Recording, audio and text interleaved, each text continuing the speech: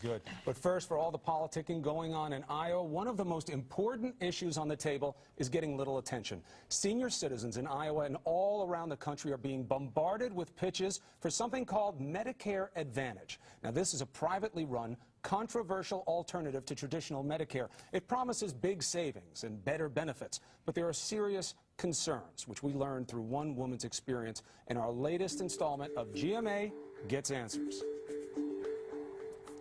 I don't like staying in the bed. For a fiercely independent woman like 77-year-old Angela Dispenza, being stuck here is unbearable. I don't want to be here. I got a house to take care of, bills. But over the summer, this usually active widow from Queens, New York, slipped and fell. Instead of tending her garden or walking to Mass, Angela lay in bed, writhing in pain. She was rushed to the emergency room at Jamaica Hospital. She had a fracture in her back. Broken back? Yes. No question. No question. But when hospital staff asked Angela's insurance company, Oxford, to admit her, the company said no. Did you tell the woman from the HMO that she had a broken back? Yes. And what was their response? That she's not for admission, that she did not need to be in the hospital. Usually when seniors visit a hospital, they're treated immediately as part of Medicare.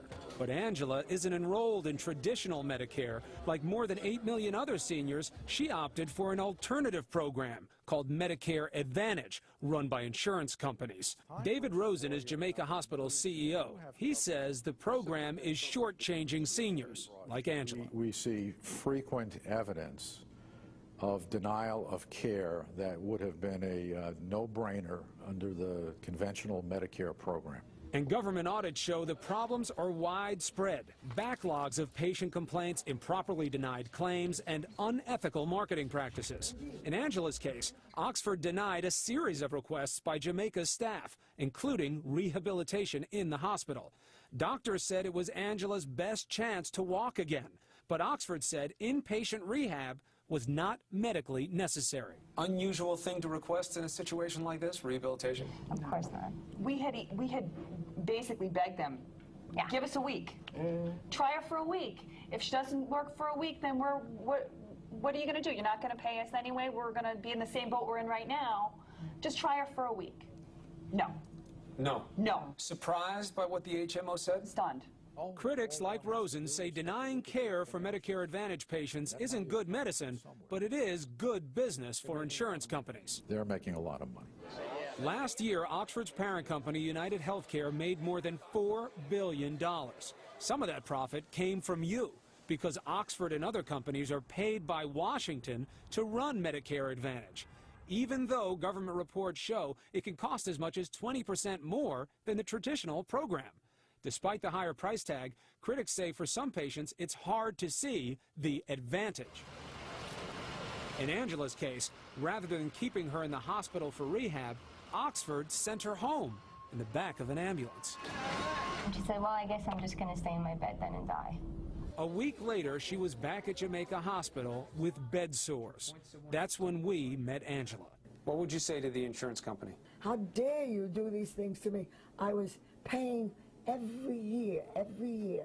I never failed to pay. That's why they took me in. And now you just want to get out back, of here. get up and get home? Yes. But on your own 2 feet?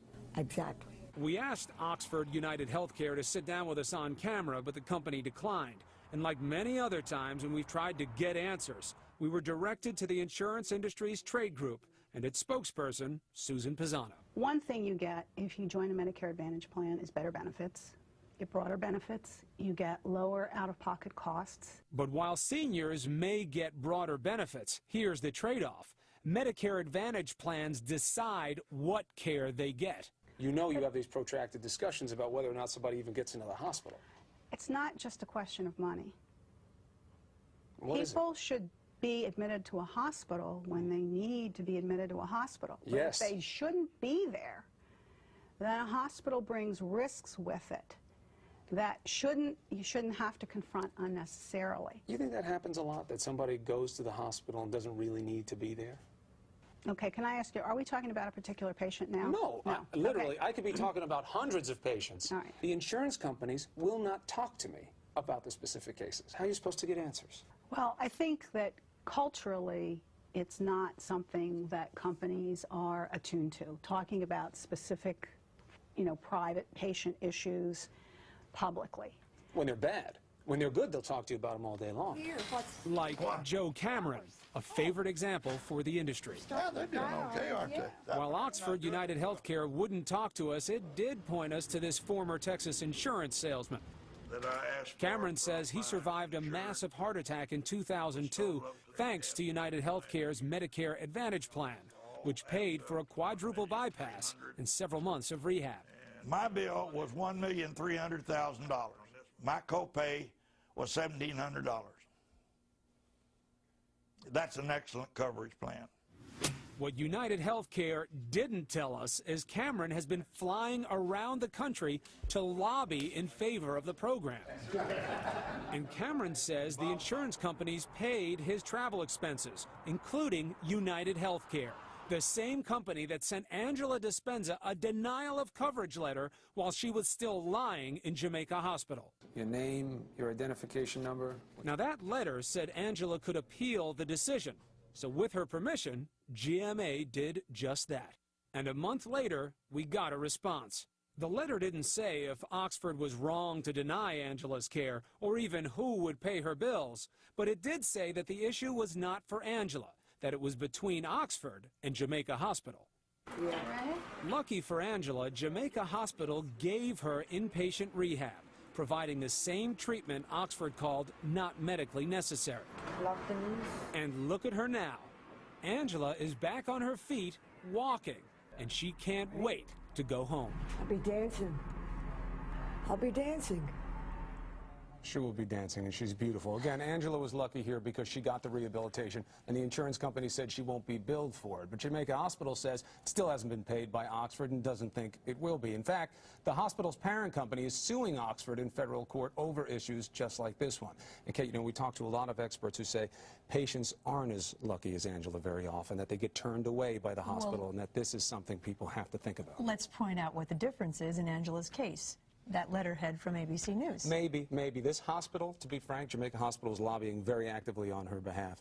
But so it could be partly that, too. It could. But we like to get involved in these things because you see someone like Angela, and it takes your heart, and it hurts it because but you wonder want to see how many other patients out there could use a letter from someone like you to go after the system. That's exactly right. And that's why we do the stories, because the more people know about it, the more we pay attention, the more people there are to help people like Angela. It's time now for the weather. Let's go to Sam Champion, who is at the beautiful New York Botanical